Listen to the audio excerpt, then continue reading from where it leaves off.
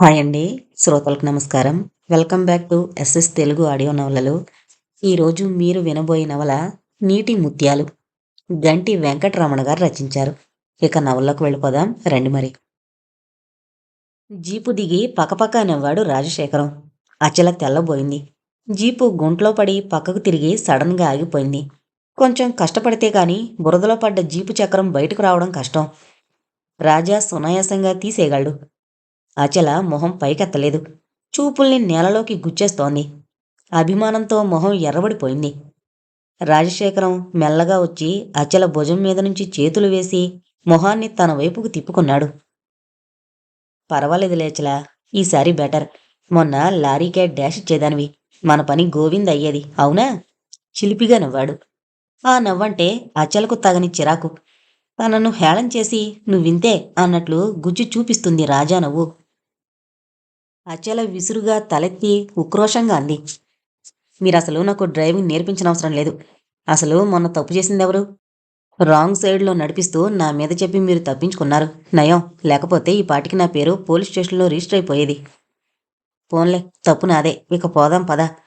అచలను జీపుకు దగ్గరగా వదిలి ముందు కొంగి డోర్ తెరిచాడు. నేను రాలేను, మీరు వెళ్ళండి. అచల మనసు బాధతో నిండిపోయింది. తన అంతస్తు ముందు రాజా నిలబడితే తనకే ఏంటో తక్కువగా అనిపిస్తోంది. అటువంటి రాజాకి దూరంగా ఉండడం నేర్చుకుంటేనే మంచిది. వాళ్ళెంత సమర్థించుకున్నా తనకు ధనికుల్లో ఉండే అహం స్పష్టంగా అద్దం ముందు ప్రతిబింబంలా కనిపిస్తూనే ఉంటుంది. ఏం, ఎందుకని రావు? ఇంట్నుంచి బయలుదేరే ముందు చెప్పకపోయావా నేను రాలేనని? నాకు ఆశ పెట్టావు దేనికి? ఇప్పుడు నువ్వు రానంటే నేను ఇంటికి వెళ్ళిపోవాలన్నమాట. అదేం కుదరదు. ఇప్పుడు తిన్నగా ప్యారడైజ్కే వెళ్ళాలి. రాజా పంతంగా అన్నాడు. ఏం, ఎందుకని? నేను రానే రాను. రావు? రానన్నాను. ఒకసారి కాదు 100 సార్లు అంటున్నాను. నేను రానంటే రాను. జీపు స్టార్ట్ అయ్యి చాలాసేపు అయింది. జెమి స్ట్రీట్ బ్రిడ్జి దాటి శరవేగంతో ముందుకు దూసుకుపోతోంది. నేనిక్కడి నుంచి దూకుతాను. కాళ్ళు విరుగుతాయి. మీరు డాక్టరేగా, ఆ భయం నాకు లేదు. నాకు తెలుసు నువ్వు మొండిగటానివి అని. కానీ రేపు పేపర్లో పెద్ద పెద్ద గుండ్రని అక్షరాలతో ప్రకటిస్తారు. శ్రీమతి అచల, సారీ, డాక్టర్ కుమారి అచల జీపులోంచి దూకి కాళ్ళు విరగ్గొట్టుకున్నారని. పర్వాలేదు, నేను అరుస్తాను. జీప్ ఆపండి. నేనింటికి వెళ్ళిపోతాను ఇక్కడ బస్సెక్కి. అచల బిగ్గరగా అంది. రాజా డ్రైవ్ చేస్తూనే అచల చేతిని గట్టిగా పట్టుకున్నాడు. అరవకు, నువ్వింటికి వెళ్ళడానికి వీల్లేదు. హాయిగా సినిమా చూసి తాజులో భోంచేసి ఇంటి దగ్గర దిగబెడతాను. అచల అసహించుకుంది. మీరు నాకు ధన రూపంలో సహాయం చేస్తున్నారు. నాకు ప్రతి క్షణం గుర్తుంటుంది. మీ అధికారాలతో నన్ను బానిసం చేసుకోకండి. అచల, నిశ్చేష్టుడయ్యాడు రాజా. అవును, ఇందులో నేను దాచింది ఏదీ లేదు. మా ఖాళీకి ఉద్యోగం ఇప్పించారు. నాకు ఫీజులు కట్టేవారు. ఇలా రుణపడున్నానని ఉపయోగించుకుంటే. అచల నోటిని బలవంతంగా మూసేశాడు రాజా. ప్యారడైజ్ దాటి ముందుకు పోయి వెనుతిరిగింది జీపు. రాజామొహం గంభీరంగా మారిపోయింది. వచ్చినప్పుడున్న చలాకీతనం, చిలిపితనం మచ్చుక్కైనా లేవు. అచల కిటికీలోంచి రోడ్లని, భవనాల్ని చూస్తోంది. 5 నిమిషాల్లో చిన్న ఇంటి ముందు ఆగింది జీపు. రాజా జీపుని క్షణం ఆపి అచల దిగిపోయాక తిరిగి స్టార్ట్ చేశాడు. అచల గుమ్మంలో నిల్చుని చూస్తూనే ఉంది. కార్లు వస్తూ పోతూ ఉన్నాయి. వాటి మధ్యలో రాజా జీపు కనుమరుగైపోయింది. కాఫీ తాగు. మంచం మీద బోర్లా పడుకుని ఆలోచిస్తున్న అచల దగ్గరకొచ్చి అన్నాడు అవధానిగారు. వద్దు బాబాయ్ అని సమాధానమిచ్చి రాజా విషయం ఆలోచిస్తూ ఉండిపోయింది. తలగడలో తలదుర్చి కళ్ళు మూసుకుంది. కాని చీకట్లో జ్యోతిలా రాజామొహం చిరునవ్వుతో నాట్యం చేస్తోంది. నవ్వితే మెరిసే కళ్ళు, హుందాగా టీవీగా నడిచే పొడుగాటి విగ్రహం, తల ఆంచితే దర్జాగా నిద్రపోయేందుకు కావలసినంత వక్షస్థలం, ఆప్యాయంతో వేళ్లు దూరిస్తే తిరిగి రావడానికి ప్రయాసపెట్టే ఉంగరాల జుట్టు, ముట్టుకుంటే మాసిపోయే రంగు, చూస్తే కథల్లో సృష్టించే నాయకుడిలా, ఊహాగానంలో తేలిపోయే మన్మధుడిలా, ఆడపిల్లల కలల స్వరూపంలా నిలిచిన రాజశేఖరం అంటే అచలకు గౌరవం, ఆప్యాయం, అన్నింటికీ మించిన అనురాగం.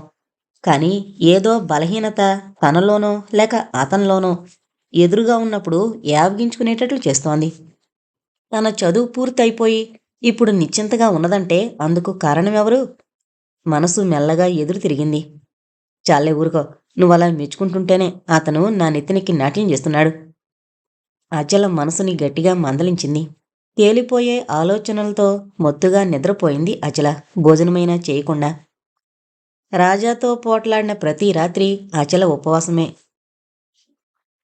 చాలు, అక్కడ కాపేసి టైప్ చేయండి. మిగతాది రేపు డిక్టేట్ చేస్తాను.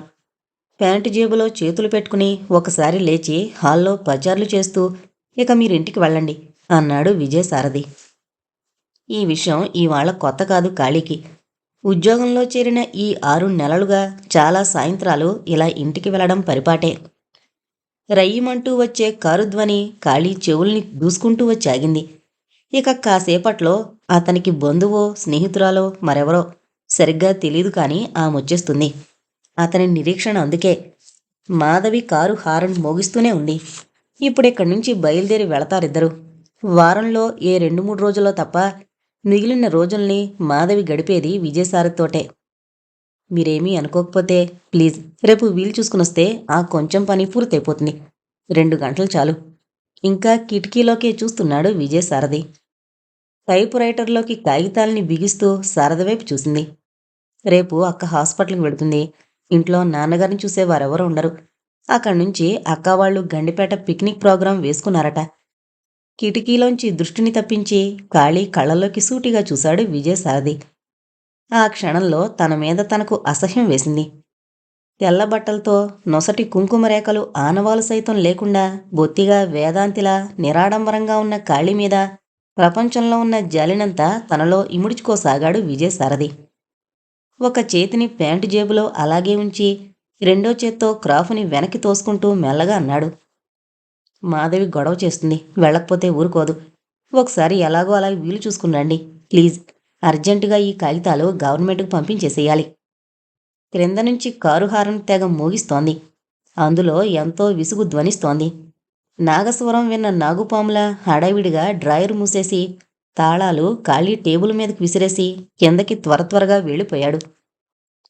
కిటికీలోంచి చూస్తుంటే ఆఫీసులో ఆవరణతో పాటు బయట రోడ్డు కూడా చాలా దూరం కనిపిస్తుంది. ఆకుపచ్చటి పొడిగాటి కారులోంచి కిటికీ గుండా చూస్తోంది మాధవి. లేత ఆకుపచ్చ రంగు చీరకి దానికి కలిసే ముదురు రంగు జాకెట్ వేసుకుంది. మెళ్ళో పచ్చల దండ వేలాడుతోంది.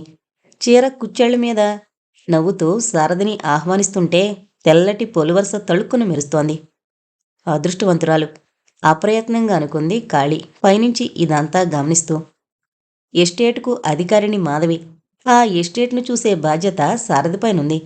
ఇంతకు మించిన వివరాలు కాళీకి తెలియవు. సారథి వెళ్ళి డోరు తెరిచి లోపల కూర్చున్నాడు. మాధవి ఏదో అంటోంది. అనుకోకుండా సారథి వెనక్కు తిరిగి చూడ్డంతో కాళీ సిగ్గుపడిపోయింది. మెల్లగా తన సీట్లోకొచ్చి యథాప్రకారం టైప్ చేయడం మొదలుపెట్టింది. మర్నాడు ఉదయం నుంచి మబ్బు పట్టి చలిగాలి వీస్తోంది. అచలకు ఈ ఈదురుగాలి చూస్తుంటే చిరాకనిపించింది. పోనీ ఈ పూట ప్రోగ్రాం క్యాన్సిల్ చేసేస్తే ఏం అనిపించింది ఒకసారి. కానీ తన కోసం ఎంతోమంది ఎదురు చూస్తుంటారు. తను మానేయడం ఏం బాగుంటుంది? ఈ మాటే కాళీ కూడా అంది. మానేస్తే బాగుంటుందేమిటి అని. కాళీ ఆఫీస్కి వెళ్ళాలి. తన కోసం ఓ చేతి మీద తెల్లకోటుతో రెండో చేతిలో స్టెతస్కోపు ఊగించుకుంటూ మెరిసే కళ్ళతో సీరియస్గా ఆలోచిస్తూ పచార్లు చేసే రాజామొహం మెల్లగా నీడలా కదిలింది. అచల మనసు ఈదురుగాలికి ఎదురు తిరిగింది. ఈదురుగాలి కాదు కదా, జడివాన కురిసినా తుఫాను రేగినా అసలు తను ఉండగలదా అని. అద్దం ముందు నిలబడి పొడుగ్గా బొట్టు దిద్దుకుంది. కోలగా ఉన్న ముఖానికి ఎత్తుగా సిగ చుట్టుకుంది. కళ్లకు కాటుక తీర్చి దిద్దుకుంది. అతనికిష్టమైన స్లేట్ కలర్ చీర కట్టుకుని అదే రంగు జాకెట్ వేసుకుంది. ఒంటిపేట పులిగోరు గొలుసు మెళ్ళో వేసుకుని ప్రతిబింబాన్ని మరోసారి చూసుకుంది. వెనక నుంచి చూస్తున్న కాళీ మెల్లగా నవ్వింది. నాకే ఇంత బాగున్నావు. కాళీ ఇక ఎక్కువ మాట్లాడదని తెలుసు. వాక్యం పూర్తి చేసుకుని చిన్నగా నవ్వుకుంది. మరి నేను వెళ్ళొస్తాను, నువ్వింట్లో ఉంటావు కదూ. పోనీ నేను శారద గారికి ఫోన్ చేస్తాను. అక్కర్లేద్దక్క, ఎంతసేపు, 2 గంటలే కదా. నువ్వు రాకముందే ఇంట్లో ఉంటాను అంది కాళీ. సరే అయితే అని త్వరగా కిందకి వెళ్ళిపోయింది. అప్పటికే రాజాకారు వచ్చి ఆగింది. కారుని కిటికీలోంచి తదేకంగా చూస్తూ కనుమరుగయ్యే వరకు అలాగే నిలబడిపోయింది. ఇవాళ ఆదివారం కనుక రాలేనని ఖచ్చితంగా చెప్పకపోయావమ్మా. ఇంట్లో ఉండేది వారానికి 1 రోజు.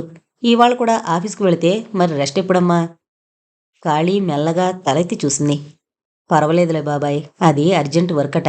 రేపు గవర్నమెంట్కు తొందరగా పంపేయాలట. అందుకే వెళ్ళక తప్పదు. అయినా ఎంతసేపు? చేయూతనిస్తూ అతన్ని మంచం మీద వరకు సాగనంపింది. పెదతండ్రి పిల్లలు చాలామంది అవధాని గారింట్లోనే చదువుకుని వచ్చేవారు. వాళ్లతో పాటు కాళీకి కూడా తండ్రిని బాబాయ్ అని పిలవడం అలవాటైపోయింది. అచల కూడా అవధాని గారింట్లోనే హైస్కూల్ చదువు పూర్తి చేసింది. డాక్టర్ రాజశేఖరం దయవల్ల ఆ ఇంట్లో అందరూ నిశ్చింతగా ఉంటున్నారు. నిజానికి రాజా సహాయమే లేకపోతే ఈ ఇంట్లో ఏ ఒక్కరూ నామరూపాలు లేకుండా పోయేవారు. కాళీ హృదయంలో పూర్తిగా రాజా ప్రతిమ ఆక్రమించుకుంది. వెంటనే విజయసారథి నవ్వు కూడా చెవులో రింగుమంటోంది. మాధవెవరు?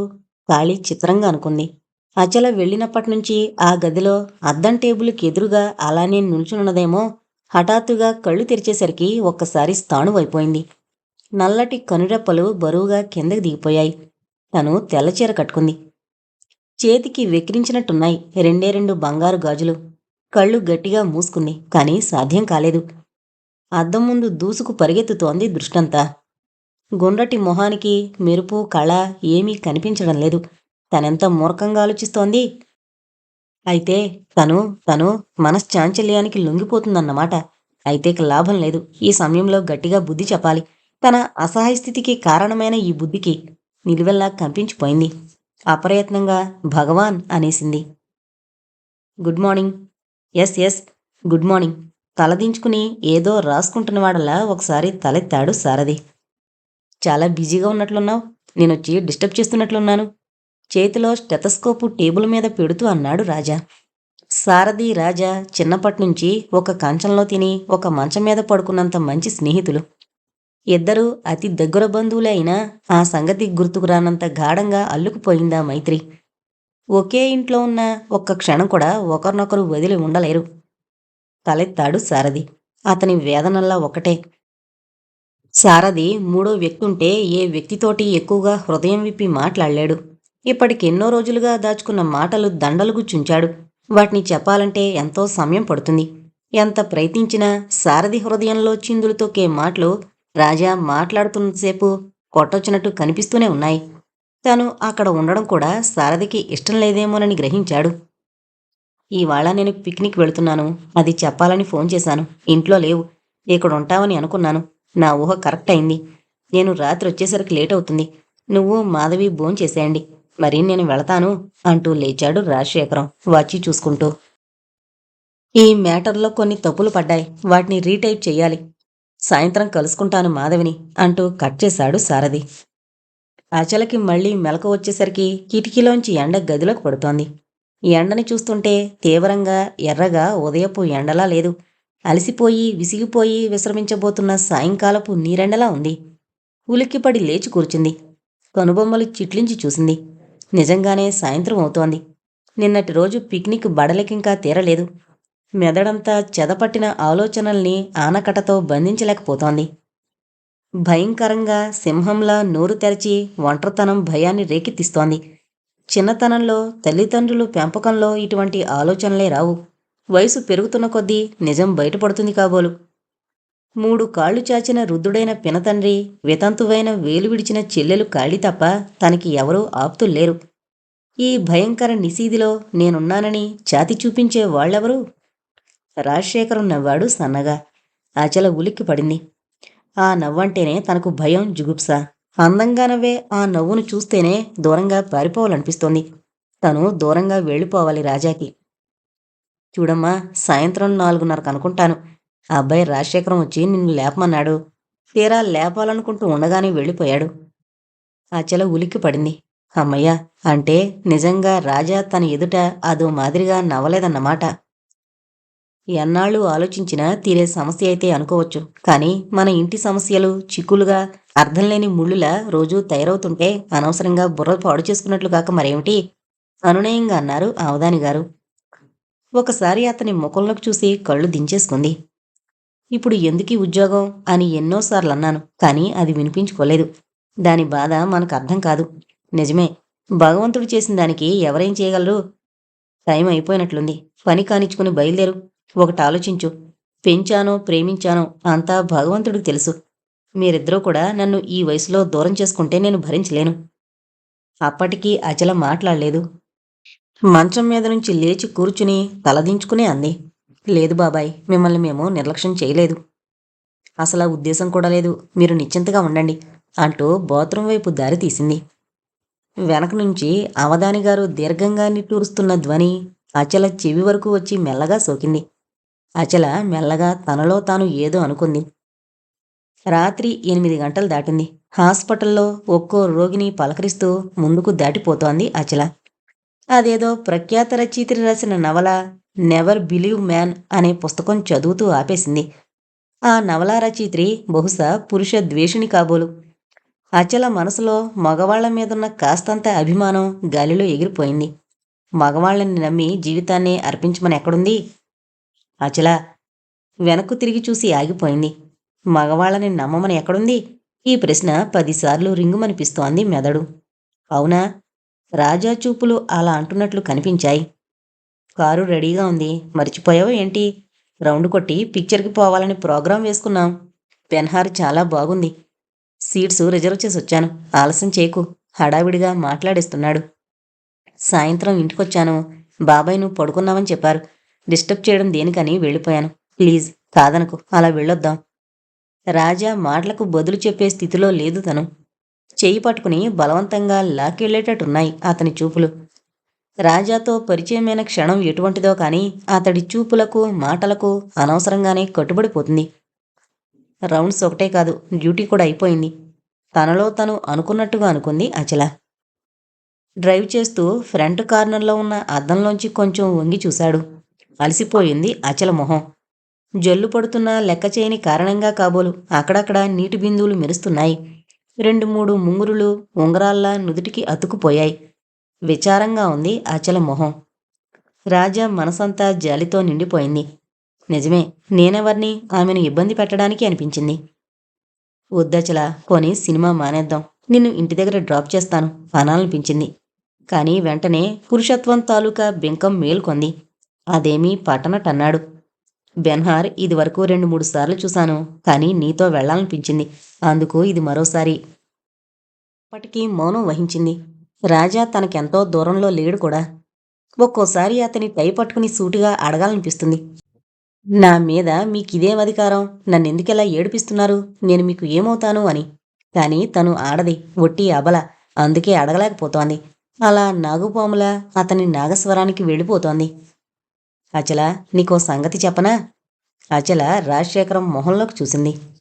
నీకు కోపమొస్తేనే రెట్టింపు అందంగా ఉంటావు. రాజా ఉడికిస్తున్నట్లంటూ నవ్వాడు. నేనెలా ఉంటే మీకెందుకు? ప్లీజ్ నన్ను మాటిమాటికి వేళకోళంతో పరిహాసం పట్టించకండి. నేను మీతో తిరుగుతున్నానని ఏమేమో కల్పించుకుని రంగులు పూయకండి. నా కర్మాన నన్ను పోనివ్వండి. మేము మీ ఆదరణలో అంది అచల. రాజా తెల్లబోయాడు. మాటిమాటికి కాదు, క్షణక్షణానికి నన్ను నువ్వు రెచ్చగొడుతున్నావు. నాకసలా ఊహే లేదు. నేను మీకేదీ సహాయం చేయలేదు. ఎందుకు మభ్యపెడతారు? నాకు మీరు ధన సహాయం చేయలేదు. అందుకనే మీరు నన్ను మీ చుట్టూ తిప్పుకుంటున్నారు. నాకు కోపం తెప్పించుకచలా. రాజా మృదువుగా అన్నాడు. ఏం చేస్తారేం? రెట్టిస్తూ అడిగింది అచల. ఏం చేస్తానా? చూడు, నీ పొగరు ఇలా అణుస్తాను.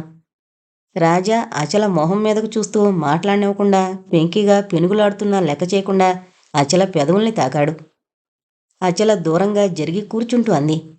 నాకు పొగరని, అహంకారమని ఏవేవో అనుకుంటూ నన్ను నాశనం చేస్తున్నారు. నాకెవరూ లేరనేగా. అచల కళ్ళలో నీళ్లు గిర్రుని తిరిగాయి. మీతో చనువుగా ఉండడం నాదే పొరపాటు. మోచేతుల మధ్య తలవాల్చుకుని సీటు వెనకకు జారగలబడి వెక్కి వెక్కేడ్చింది. రాజశేఖరం గుండెల్లో నిప్పుతో ప్రారంభమైన బాధ మంటలా పెనవేసుకుంది. ఆ బాధనంతా తన గుండెల మీద తలపెట్టుకుని తనకు కూడా పాలు పంచితేయేం? తను అంత కఠినుడా? తనకు మాత్రం ఆప్తులేని వారు ఎవరున్నారు కనుక? భగవంతుడు తనని పరీక్షిస్తున్నాడు. తల్లిదండ్రుల్ని పోగొట్టుకుని ఒక్కగానొక్క దురదృష్ట జాతకురాలైన చెల్లెలతో మెడిసిన్ పూర్తి చేయగలిగిన తనంటే అందరికీ ఏంటో అపరూపం. కానీ దూరపు కొండలు. కారు మెల్లగా మలుపు తిరిగి వెనుతిరిగి అచల ఇంటి ముందే ఆగిపోయింది. ఇలాంటిదేదో జరుగుతుందని అచలకు బాగా తెలుసు. కారు రయ్యమంటూ దూసుకుపోయింది చీకట్లోకి. ఒక మాట, కనీసం గుడ్ నైట్ అయినా చెప్పకుండా వెళ్ళిపోయాడు. తనసలు ఏమన్నదని? కళ్ళల్లో నీళ్లు అలాగే ఇంకిపోయాయి. త్వరగా లోపలికి వెళ్ళిపోయి మంచం మీద వాలిపోయింది నిద్రాదేవిని ఆహ్వానిస్తూ. నిజంగా తను తెలివిలేంది. రాత్రి అలా అర్ధాంతరంగా వెళ్ళిపోయినప్పుడు అదేమీ ఎరగనట్లు నటిస్తున్నాడు. రాజాని పరిశీలనగా చూడసాగింది అచల. నన్ను ఫారెన్ పంపుతున్నారు క్యాన్సర్కి. సారీ, స్పెషలిస్టు కావడానికి. అచల సనాతన కుటుంబంలో పుట్టి పురాతన కట్టుబాట్లలో పెరిగింది. ఎంత కాదనుకున్నా కాస్తో కూస్తో మంచి చెడు నమ్మే మనిషి. క్యాన్సర్కి అంటున్న రాజా వంక చురుగ్గా చూసింది. అందుకే రాజా ధోరణి కరెక్ట్ చేసుకున్నాడు. రాత్రి జరిగింది మర్చిపోలేదు నువ్వు. నాకిలాంటివి మామూలే. కావాలంటే సారథినడుగు. మొహంలో ఎలాంటి భావాల్ని కనపడనీయలేదు అచల. పోన్లే, నా మాట విను. భుజాలు పట్టుకుని కింద కూర్చోబెట్టాడు. పచ్చని పచ్చిక మీద కూర్చుంటూ అతని వంకే పరిశీలనగా చూడసాగింది. ఎంత నాటకమాడుతున్నాడు. రాత్రి తననెంతో ఏడిపించాడు. ఉంగరాల క్రాఫు కిందున్న మెదడులో ఎలాంటి గోతులు తవ్వే ఊహలున్నాయో. తీక్ష్ణంగా చూసే ఆ కళ్ళల్లో చపలత్వం లేదని నమ్మకం ఏమిటి? తను డాక్టర్ అయినంత మాత్రాన తనకు అత్యవసరమైన జీవితంలో ఘట్టాల్ని దాచుకోవాలని తెలీదా పసిపాప? తిన్నగా బాణంలా గుచ్చుకుపోయేట్లు నిస్సంకోచంగా ఉన్న ఆ కళనిక అంచనా వేయలేకపోయింది. నువ్వలా మూగదాన్లా కూర్చోకు, మాట్లాడు. నీ ఇష్టం వచ్చినవి ఏదైనా సరే నేను వింటాను. నువ్వు మూతి బిగిస్తే నాకు బాగుండదు. ఏం, ఎందుకని బాగుండదు? మీరు వట్టి స్నేహితులే. ఆ స్నేహాన్ని చిలవలు పలవలు చేయకండి. నా మీద మీకేం అధికారం? తెల్లబోయి చూసిన రాజా ఆగి ఐఎమ్ సారీ అన్నాడు. ఇద్దరి మధ్య నిశ్శబ్దం ఏర్పడింది కాసేపు. అన్నట్లు నీతో చెప్పవలసిన అతి ముఖ్యమైన సంగతి ఒకటుంది. ఇన్నాళ్ళు భరోసా లేకపోయింది. ఇప్పుడు నన్ను తప్పకుండా పంపుతున్నారు ఫారెన్. తిరిగి రావడానికి ఏడాది కావచ్చు. అచల మనసు పరిపరి విధాల పోయింది. ఎందుకలా నన్ను పిచ్చెక్కిస్తున్నారు? నీకు నేను తప్ప మరెవరూ లేరనంటే మీకేం నష్టం రాదుగా. నిన్న రాత్రి అన్న విషయాన్ని మరిచిపో అనకూడదు. మన మధ్య దూరం ఇంతే. నీ కర్మన్నా నాకు బాగుంటుంది. మరి ఎందుకిలా నన్ను విసిగిస్తున్నారు? మీ గుండెల్లో తలదాచుకుని నన్ను ఏడవనివ్వరేం? కరుకు తీరిన గుండెల్లోంచి నీళ్లు రావడం అంత సులభం కాదు. అచల నిండుగా నిశ్చలంగా ఉన్నట్లు కనిపిస్తుంది అంతే. వాతావరణం చాలామందిని మార్చేస్తుందనంటారు. నేను కూడా అలా అయిపోతే మంచిదే. స్నేహితుడిగా జ్ఞాపకొచ్చినప్పుడు ఒక ఉత్తరం రాయి. చటుక్కున లేచి నిలబడ్డాడు. ప్యాంటు జేబులో నుంచి రుమాలు తీసుకుని కనుకొనుకుల్ని సున్నితంగా తుడుచుకుని కదిలి వెళ్ళిపోబోయాడు. కాని ఆగి అచల మొహం నిశితంగా చూస్తూ పరికించసాగాడు. రాజా రెండు భుజాల మీద చేతుల్ని వేసి అడుగు ముందుకు పడనివ్వకుండా గట్టిగా పట్టుకుంది. వద్దు, మీరు వెళ్ళకండి. నన్ను కూడా తీసుకువెళ్ళండి. నేనొస్తాను. నేను మీకు కావాలా? రాజా చెవిలో మెల్లగా అడిగింది. చటుక్కున తిరిగి అచలను గాఢంగా హృదయానికి హత్తుకున్నాడు. చాలు, ఇక నాతో ఏమీ మాట్లాడకు. నేను తెలుసుకున్నాను. నువ్వు లేంది నాకు దారి దొరకదని. మనం కలిసి వెళదాం. మెల్లగా అతని గుండెల మీద చేయి వేస్తూ అంది. నాకిప్పుడు భయం లేదు. ఇలా ఉంటే చాలు. కారును మలుపు తిప్పుతూ అన్నాడు. ఇన్నాళ్ళు నన్ను ఏవేవో అడిగేదానివి. ఇప్పుడు చెబుతున్నాను విను. రాజా మాటలే వింటూ ఆలోచిస్తోంది తీవ్రంగా. నాకెవరూ లేరు, పిచ్చి చెల్లెలు తప్ప. కాళీ చాలాసార్లు చూసే ఉంటుంది. చిన్నప్పుడు ఏదో యాక్సిడెంట్లో మతి చెలించింది. పిచ్చిది అంటే పూర్తిగా మనుషుల్ని అర్థం చేసుకోలేదని కాదు. నేను అన్నేనని, మాకు ఎవరూ లేరని అన్నీ తెలుసు దానికి. బజార్లో ఉన్న రకరకాల చీరలన్నీ మా ఇంట్లోనే ఉంటాయి. అవన్నీ దానివే. నీకెప్పుడూ ఈ విషయం చెప్పలేదు.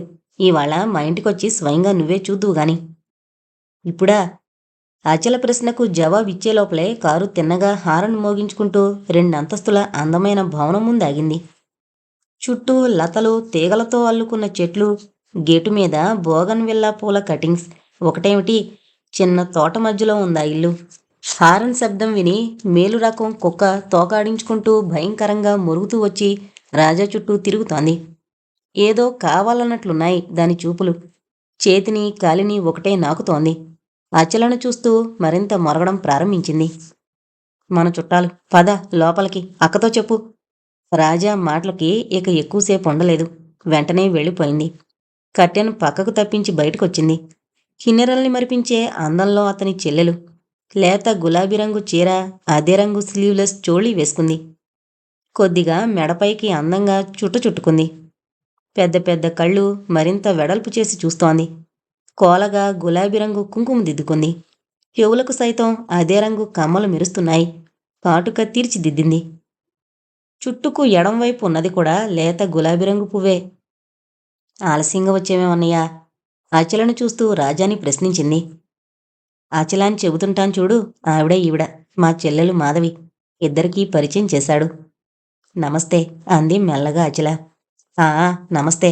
అసలు ఆ సంగతే మరిచిపోయాను. ఇలాంటివి కాస్త ఆలస్యం నా దగ్గర. మా ఇల్లు నచ్చిందా?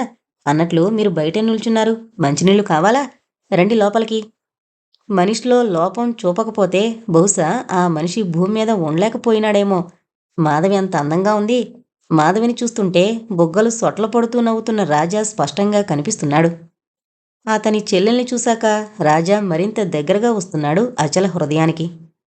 ఇది వరండా, ఇది మా గెస్ట్ రూము, ఇది డైనింగ్ హాలు ఒక్కొక్కటి చూపిస్తోంది అతని చెల్లెలు. ఇక్కడ మూడే కుర్చీలు. నాకైతే తెలీదు కాని మా రాజా అన్నయ్యే చెబుతూ ఉంటాడు. ఆంధ్రళ్లలో 10 కుర్చీలు ప్రత్యేకం డైనింగ్ హాల్లో ఉంటాయట. అమ్మ, నాన్న, అక్క, చెల్లి అందరూ కూర్చుంటే చాలా బావుంటుందట. ఏవండి, మీకు తెలుసా? మీ ఇంట్లో కూడా అన్ని కుర్చీలున్నాయా? అంతవరకు ఎంతో ఉత్సాహంగా చెప్పుకుపోతున్న మాధవి ఒక్కసారి విచారంతో కుంగిపోయింది. వచ్చినప్పట్నుంచి ఆమెనే చూస్తోంది అచల. ఆమె తీరు వింతగానే ఉంది. ఈమెకు పిచ్చా? అచల ఆశ్చర్యపోయింది. పాపం, ఒక్కసారి విచారంగా అయిపోయిన ఆమెను మెల్లగానే సానుభూతిగా చూసింది. ఆంధ్రేళ్లలో అలా ఉంటారని డాక్టర్ ఊరికే అనుంటారు. ఆంధ్రేళ్ళు ఇలాగే ఉంటాయి. అందరికీ అందరూ ఉంటారా? కొంతకాలం గడిచేసరికి ఎవరో ఒకరు తప్పనిసరిగా లోటవుతూనే ఉంటారు. అలాగా అన్నట్లు చూసింది. క్షణంలో అనేక రంగులు మారుతోంది ఆమె మొహం. ఇక్కడ ఆగిపోయావేం? ఇల్లంతా చూపించవా? అంటూ ప్రవేశించాడు రాజశేఖరం. లేదన్నయ్యా, ఈవిడ ఏదో అంటుంటే వింటున్నాను పరధ్యానంగా అంది. చెల్లెల ముఖం నల్లగా ఉండిపోవడంతో అచల వైపు చూశాడు. అచల మౌనంగా తల వంచుకుంది. ఏం మాధవి, ఈవిడ నీకు బాగుందా? దోస్తీ చేసుకుంటావా? మాధవి చాలా మటుకు హిందీతో జతబడే మాటలే మాట్లాడుతోంది. రా, అలా పోయి హాల్లో కూర్చుందాం. చెల్లెలి తల మీద చేయివేసి తీసుకుపోయాడు. ఇలాంటి అన్నయ్యలు నూటికి ఎంతమంది? అచల మనసులో అనుకుంది. ఆవిడిక్కడే ఉంటే బాగుంటుంది కదన్నయ్య. చేతితో చూపిస్తూ ప్రేమగా చూసింది మాధవి. నువ్వు చెప్పలేకపోయావమ్మా మధు, ఇక్కడే ఉండమని. కళ్ళు మెల్లగా తిప్పింది. ఉంటారా? అచల మాట్లాడలేదు. మీరు మా ఇంట్లో ఉంటే అన్నయ్య మీకు కూడా మంచి మంచి పిక్చర్స్ చూపిస్తాడు, చీరలు కొంటాడు, విజయ పుస్తకాలిస్తాడు. మన కారులో నాగార్జున సాగర్ ఇలాంటి చోట్లకు తిప్పుతాడు. వస్తారా? అచల జాలిగా నవ్వింది. మరి మా బాబాయ్ ఒప్పుకుంటే వస్తాను. చంగున రాజా పక్క నుంచి లేచి అచల పక్కగా వచ్చి కూర్చుంది మాధవి. రాజా కళ్ళల్లో దుఃఖం గెడ్డగట్టుకుపోతుంది. చెల్లెల్ని గూర్చిన బాధ కథలు కథలుగా చెబుతూ తెరలు తెరలుగా పరదాలేస్తున్నాయి అతని అందమైన కళ్ళు. ఎర్రని జీర కనుకొలుకుల్లో పూర్తిగా కెంపురంగు పులుంకుని వ్యాపించింది. అతడి విచారం ఆ జీరల్లో పూర్తిగా జీర్ణించుకుపోయిందేమనిపిస్తోంది. అచల భుజాల చుట్టూ చేతులు వేసి తన వైపు తిప్పుకుని అడిగింది మాధవి. నాలాంటి చెల్లెలుందా మీకు? మెల్లగా తలూపింది అచల ఉంది అన్నట్లు. చరున లేచింది మాధవి. చూడండి, మా అన్నయ్య అంటుంటాడు, అన్నయ్య కర్మ కొద్దీ నేనిలా పుట్టానట. మరెవ్వరికీ నాలాంటి చెల్లెలు లేదట. ఇప్పుడు చెప్పండి, నేను బాగాలేనా? మీకు నేను నచ్చలేదా? నచ్చారు, నాకు బాగున్నారు.